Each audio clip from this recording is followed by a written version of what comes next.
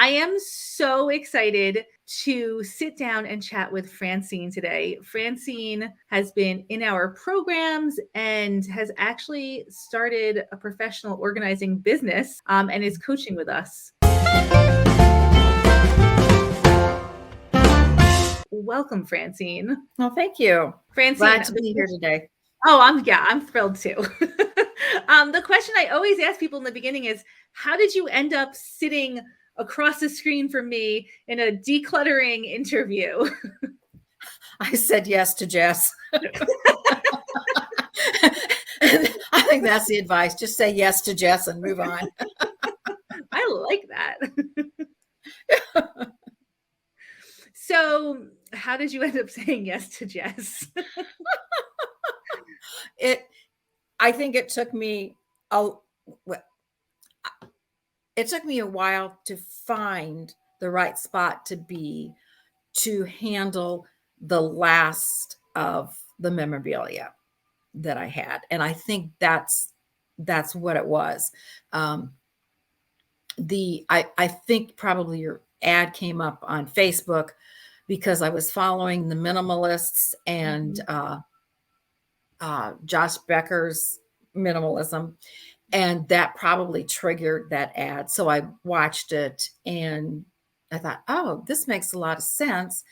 And what I knew but hadn't really voiced was that there was something beyond just decluttering that was keeping me from moving forward with those last 6 boxes of photos.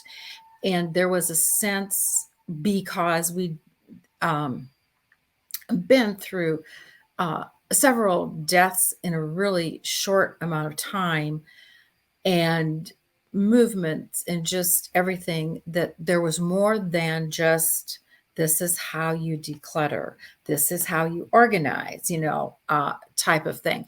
And so it was the realization, as I listened to, I don't remember what it was, a boot camp, and then maybe something else. And it was the realization, as listening to the different kinds of coaching, that it wasn't just, how to organize and how to declutter, but the mindset and nutrition and the setting of boundaries that your parenting coaches teach, and just all of it just culminated in it. And it's probably like a journey of a lifetime to get to where I am, just like it is for everybody else. The clutter does not accumulate overnight. It is definitely lifetime work. Well, I was thinking back the other day, and I've done this several times. It's like weight. The weight does not come on overnight, and clutter accumulates over a period of time. Where you're first out on your own, you don't have a lot of stuff, so you accumulate. And if you get married or you have a partner and you bring other people into your life, then you need more furniture, and then you need more pots and pans, and then you need this, and then you need that, and then you just have a lot of stuff. And then as you move, you can remove some things, and as you go through life events that do happen, that do derail you, that you don't anticipate. Even the most well organized person is derailed because somebody goes into the hospital, or somebody dies, or you take a job change, or God forbid you have a flood, or a tornado goes through your home, or uh, something happens that shifts your daily routine.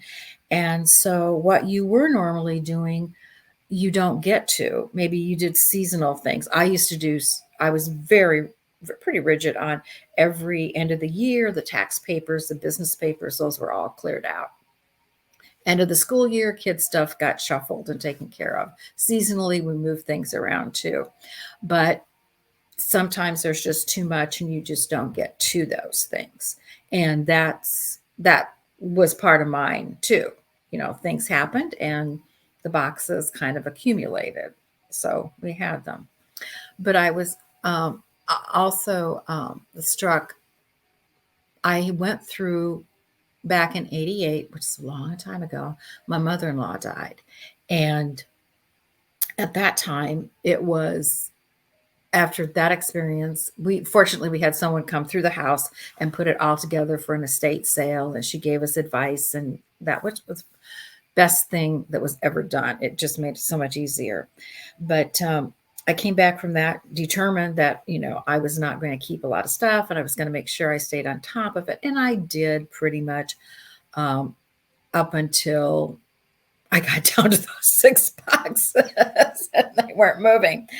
And that was compounded by the fact that um, my mom had died. I came here in 21, so in 2 years before, and things were coming in from her house into mine space, and I knew there were more photos coming in, and I think that's kind of where I was like, oh my gosh, what are we going to do with all these?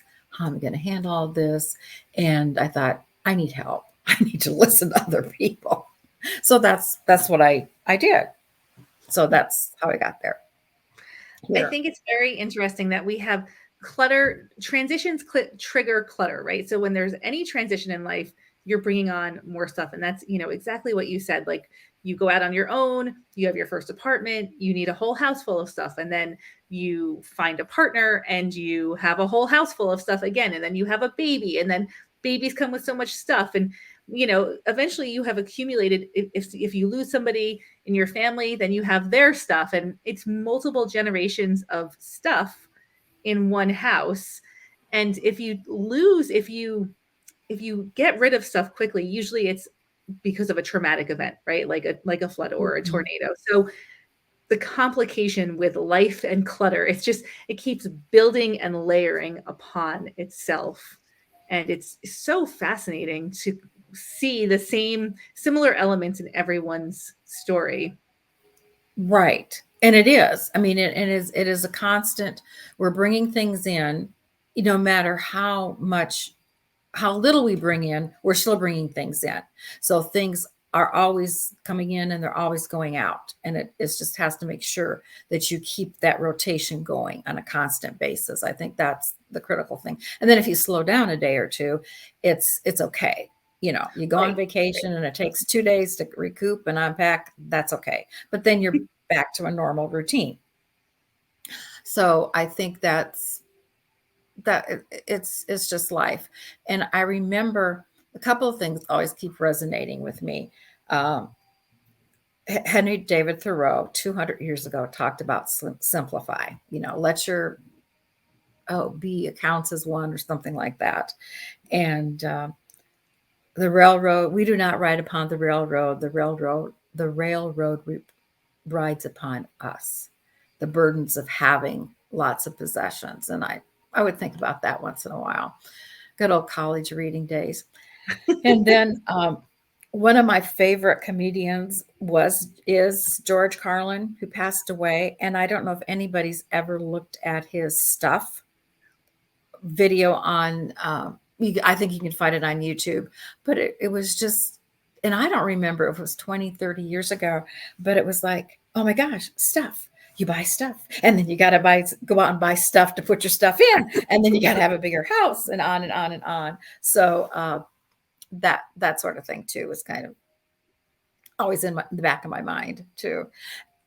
And I did an inventory in my mind a couple days ago, thinking about what do I have now that I had when I first got married.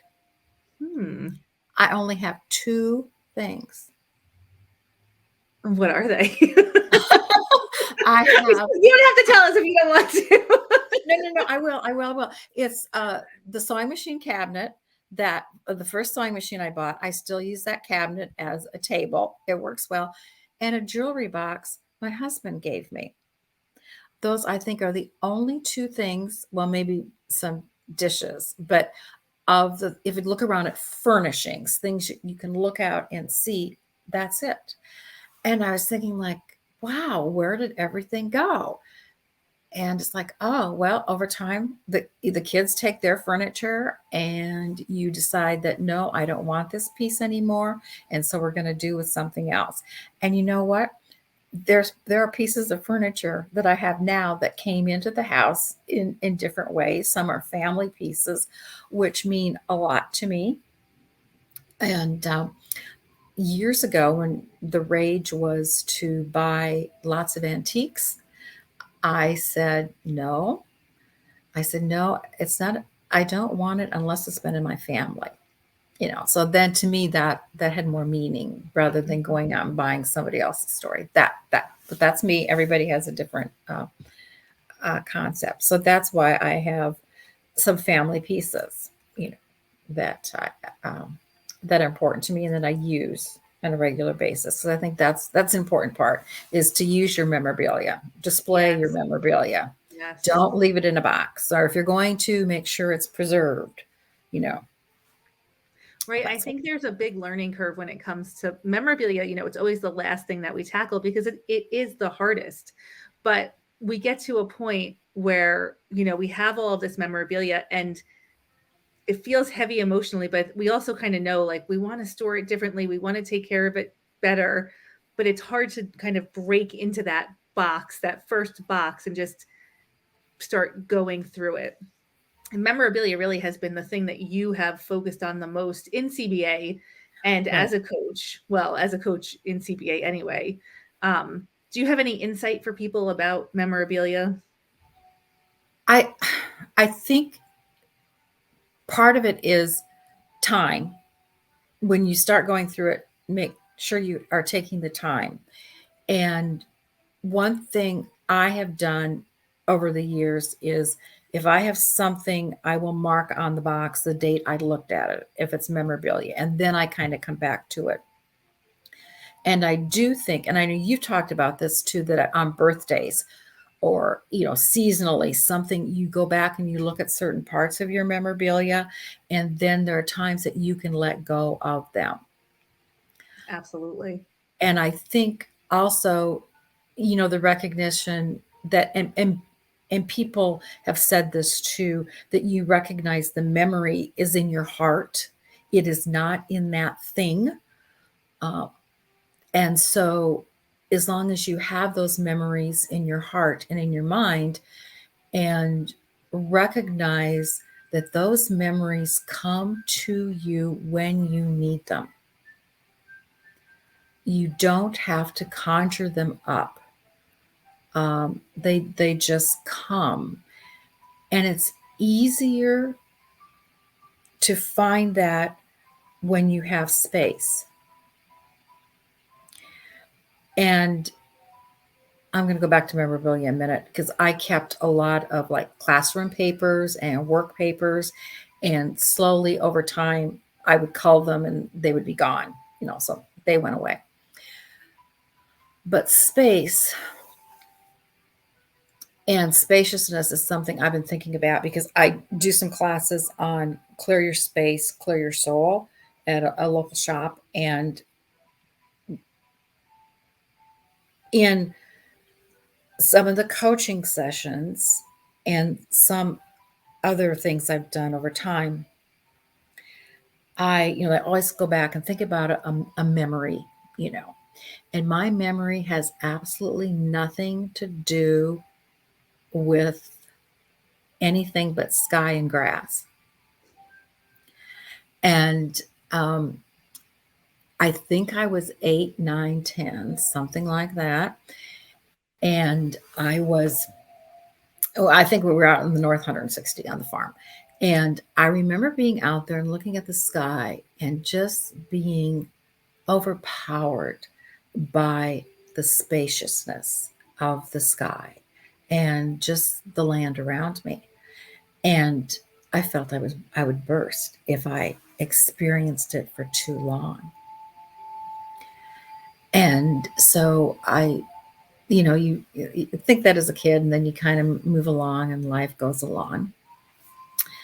And then someone made a comment last week. We were celebrating some birthdays, and a person said, well, Francine, you built the library, blah, blah. And, and then I said, oh yes, I did that. That's what I did.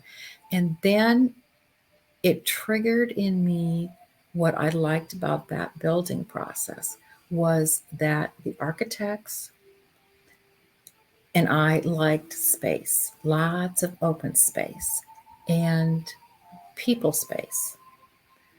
How important it is in public buildings and everywhere to have people space.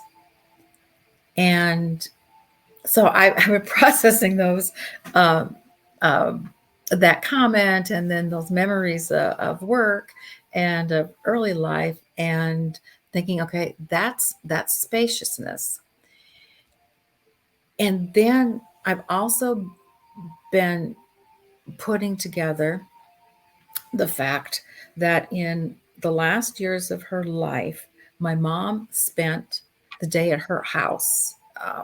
She would, and during the day, and she didn't do much, but I think she was processing everything, and it was just space. And she had eliminated, I think, a lot of things from the walls, and the house was pretty much all stripped down of furnishings and that, just what she needed for people to come.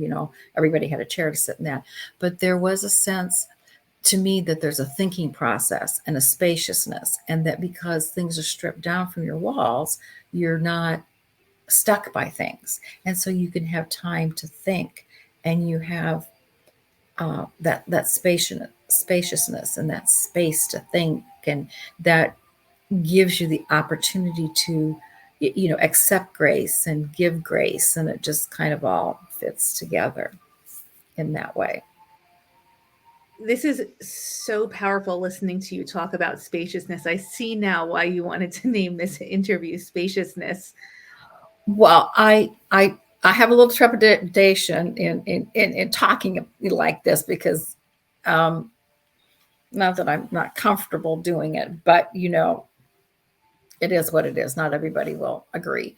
But one of the things that I've also been thinking about, and I think it speaks um, more to the metaphysical side of life, um, and that is, if you think about our mind, our hearts, our souls are within the human body, and there is that struggle for that, for us to get in contact with our souls and our hearts and our minds on a more meaningful basis. And that is what all the coaches do that you have. They help us identify that. And there is that constant, it is a spiritual struggle, universal struggle that everybody goes through, um, because that physical life is difficult. I think that's the first law of Buddha, if I'm not mistaken. um, and that when we have clutter in our houses, though, that clutter is holding energy, and the energy it holds is, we can't, our vision, our eyesight is stopped by that stuff. And so the energy that we can use to help expand our heart, mind, and soul kind of gets stuck, because it's in that clutter or that extra stuff that's in the house. Because that energy, whether it's like, I have to dust that, why do I still have that, and it has all this trim on it, I hate to dust. Or why didn't I pick up that laundry, or why is that laundry still here? Or, oh, why did I buy that vase? Why do I still have that? Or so and so gave me that. Do I still need to, all those questions we have to deal with when we're decluttering, unless we just say, okay, it's gone, it's done with. Every time we see those things, our minds, our energy goes toward that stuff rather than the important stuff, which is having our hearts and our minds and a soul in the right spot so that we can have spaciousness, so we can really enjoy the people who are around us and to have other experiences. So that's what I've been processing lately, just for myself, to think through these things. And the reason I've been thinking through these things is that everybody has, or many people, I should say, have expressed the concern, the fear. What do I do when I'm done decluttering? What's on the other side? What happens next? And so I had to kind of take it back into a different way of looking at it, to kind of work myself through this and help me understand more of myself. But in order to do that, it's been because I've taken the time over the last year now, really, to either participate in the sessions that you've had with the different coaches, or to rewatch them, uh, you know, and to absorb those lessons and take action when I needed to. And then that's how I am here where I am now. Francine. Okay. This is like so important. I actually think that people don't start decluttering because there's so much fear about what happens if I get to the end of decluttering. I don't think we necessarily recognize this, especially in the beginning, that this is something that is holding us back. But it truly is, because when you're done decluttering, what are you going to focus on? Where is your energy going to go? Are you going to feel uncomfortable with all that spaciousness? And I think that was part of the reason those photos, I was down pretty well, and that was holding me back. So I think it was that fear, and it was like, oh, fear. But listening, Allison, talks about our brain likes to place a safety, and it is, and it's true. There is that comfort level. So when you get out of it, I think back to so I have to kind of go back to think about the space in the sky. And the thing is, this type of reflection is not something that a person consciously does. It sometimes just happens because you whatever have opened up avenues to pursue it, and that we take a step forward and say we're going to do it. It's the recognition that I have an issue, I've got a problem, I'm right here. This is what. And sometimes just take a step to take action. It's like way up here, and it really should be, I have a problem. Boom. I'm just right up here. I'm going to take care of it, rather than that gap. Um, and and I, and that is why the different coaches and the community helps build in the decrease of fear, or the more sense of resilience, I think. And so, yeah. And life is really trying to figure out yourself anyway. So that's kind of what I'm doing. I know. I don't know if you listened to Patty's interview yesterday, but I did. She definitely talked about understanding your authentic self. And what you're going to do. And yeah. So It's a beautiful process to go through.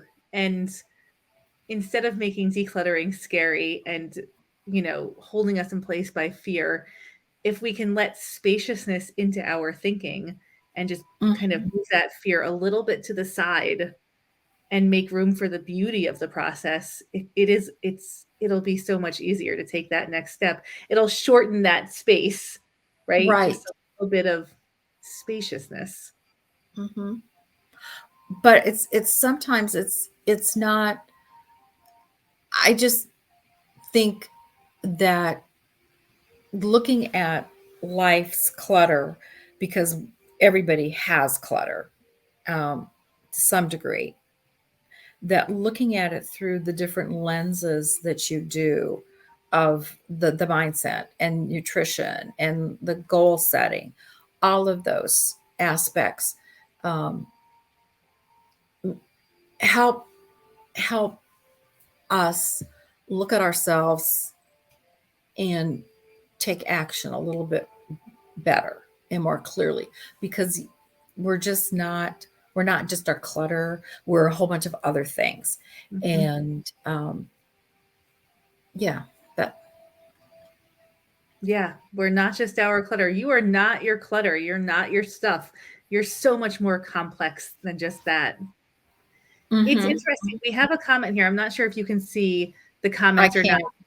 Okay, so a Facebook user here, sorry, I don't know what your name is. It says Facebook user says some of us are not, our brains aren't remembering well, and I think pictures of items can be good. And I think the bigger point, and what Francine is really sharing with us also and encouraging us to remember, is that having space allows the memories to come up. It's even if you don't have a photo of something, that space to breathe and space to exist is what allows us to remember differently or better or more. And when you're just so bogged down with so much stuff, it is really hard to find the space for the memories. Um, that's true, and I know that dementia patients, for example, Alzheimer patients, they strongly recommend having, photos for them to refer to, and and that is true. But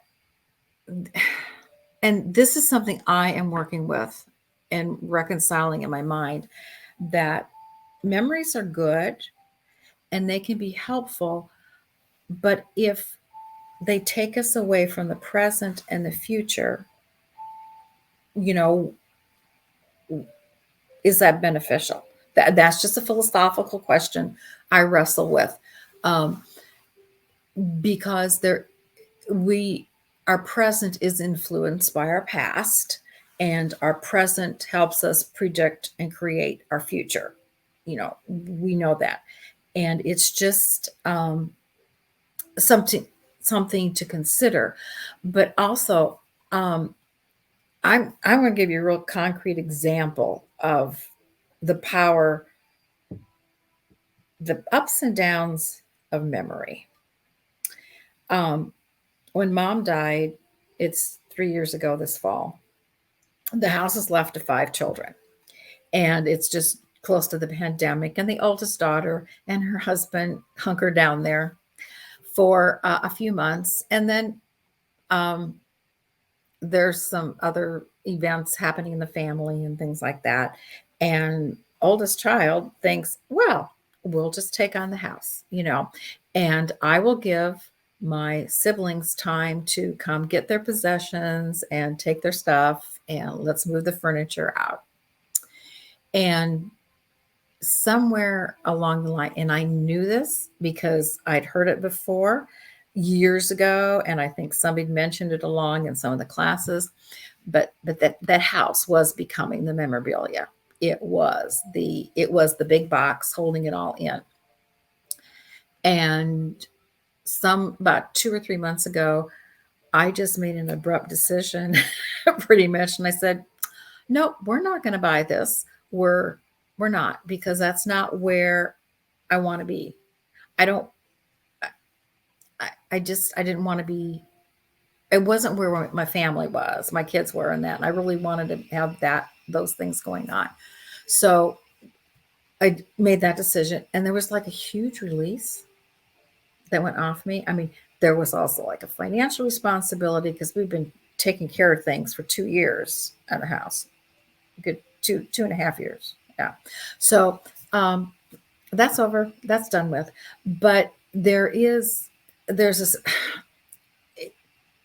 It's complicated, because you have the sense of somebody needs to be the family historian.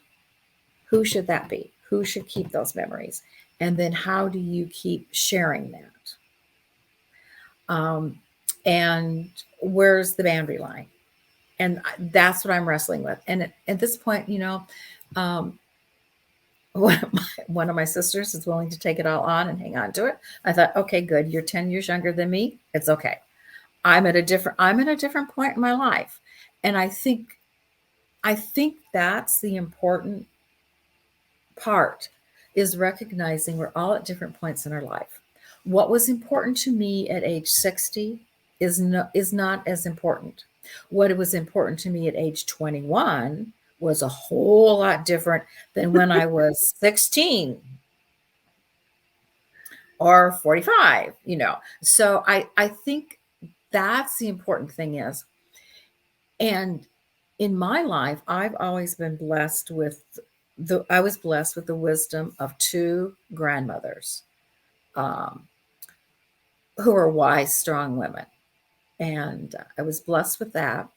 And I was also blessed with knowing women who were good 10 years old, working with women who were 10 years older than I was. And the wisdom and the experiences we shared was invaluable.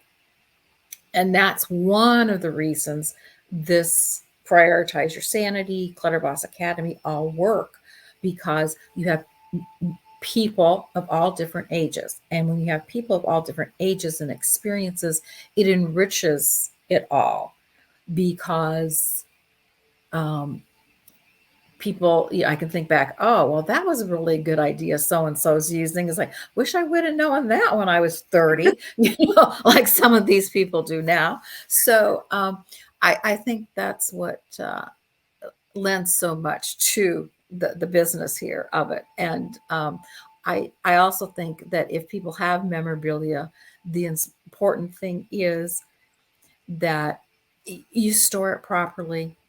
And if you have a local historical museum who can take your items, good. Um, it's entirely personal and it's unique to every individual. There is really no one size fits all on this. You know, it's just what you have the space for. Yep. What you have the space for, what your personal history with your memories is, what you want to share. The thing I love about memories is that they're yours and nobody else's. And if you Right. try and compare your memory to somebody else's memory, most likely their memory is different than your memory. And that's really fascinating to me. So you can be storing a physical representation of a memory, but it will trigger a different memory with every single person who looks at it. So it's interesting. Right. Well, yeah, anytime if you sit down with siblings, you realize they had a different parent than you did, even though you all had the same parent. And it's like, well, wait a minute. The parent was in a different position at a time, this time. So they're going to do things differently. And it's just the way it is. One size does not fit all. Does not fit all. And I think this decluttering process helps us look at memories and our memories with different perspectives. And that allows you to release a little bit and create space for what rises to the top, which is probably what is the most important thing. Right, right. Because, oh, what is Whitman's line in Leaves of Grass? It is the self striving for self or something. Oh my gosh, I should know that, but I don't remember. It's something like that.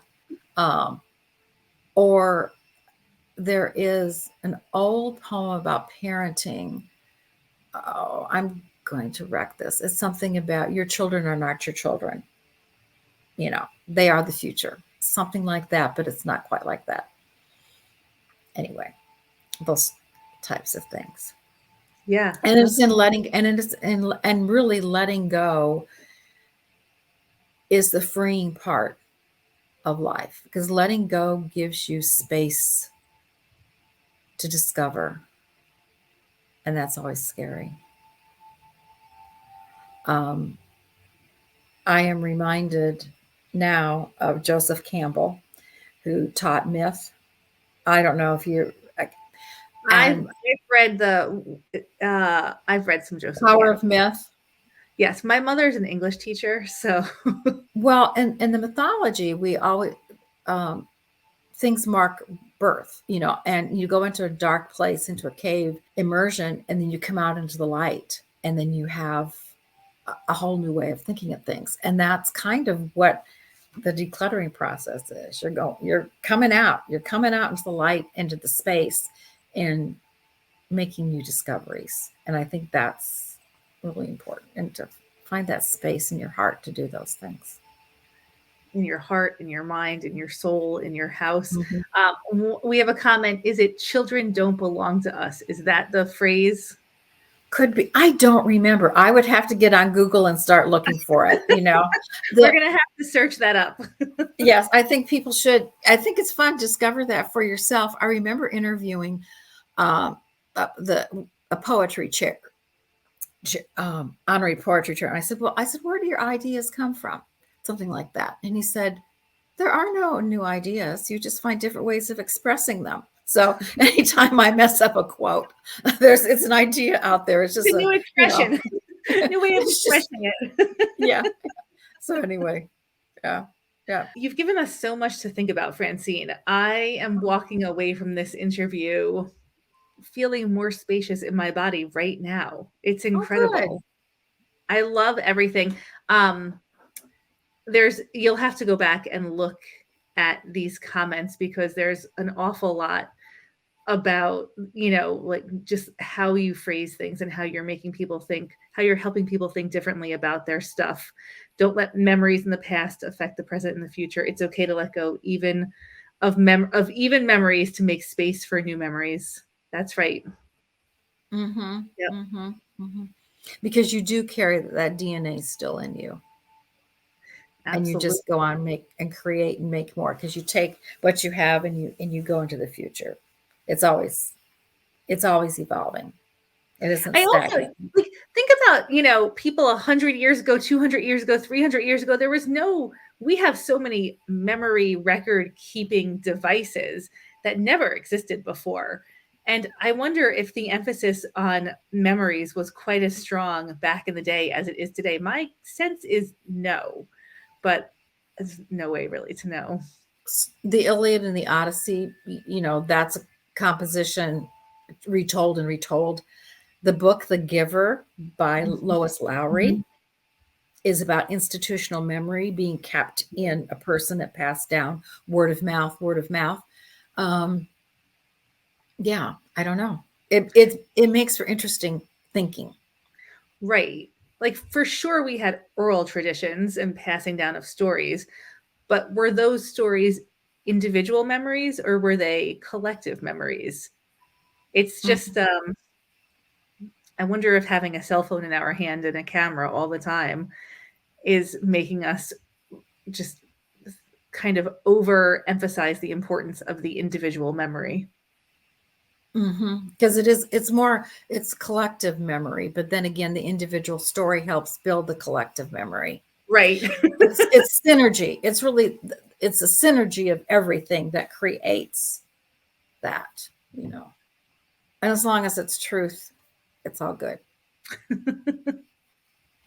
I guess the topic of truth might be one for a different podcast. So true. So I'm a little spacey,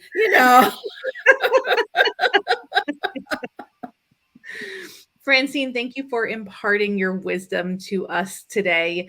My last question, my wrap up is, do you have any advice for anybody who is stuck or just getting started? What would be your number one piece of advice to leave with our listeners today?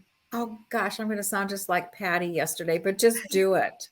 Just take an action and move, because that is true. I mean, you can have the thought in your mind, but unless your body actually does the actual act of doing, it doesn't do it, because your body takes that muscle memory and it needs that memory to go forward, because then it's creating something else in your mind and it's just building that momentum. Take action.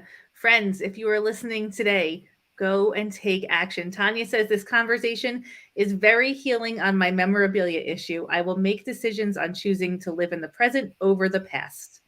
I love that, Tanya. I'm so glad that this conversation can help you take action. Take action. Francine, thank you for sitting down with us. It is my honor to talk to you, and, just really healing words here.